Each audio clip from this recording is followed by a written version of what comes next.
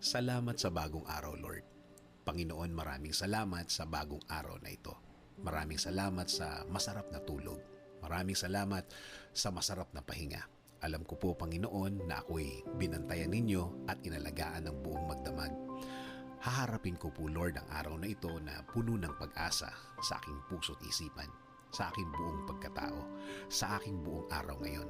Alam ko po, Lord, na hindi mo ako iiwan ngayong araw na ito at patuloy niyo akong sasamahan at bibigyan ng guidance. Maraming salamat dahil ginising mo ako ngayong umagang ito at alam kong ang araw na ito ay magiging blessed dahil andyan ka, Lord. Punuin niyo po, Lord, ng kasiyahan o joy ang aking puso. Ipaalala niyo po sa akin kung gaano ako ka-blessed sa araw na ito. Lagyan niyo lagi ng dahilan ang aking kasiyahan at mga dahilan kung bakit magiging thankful po ako.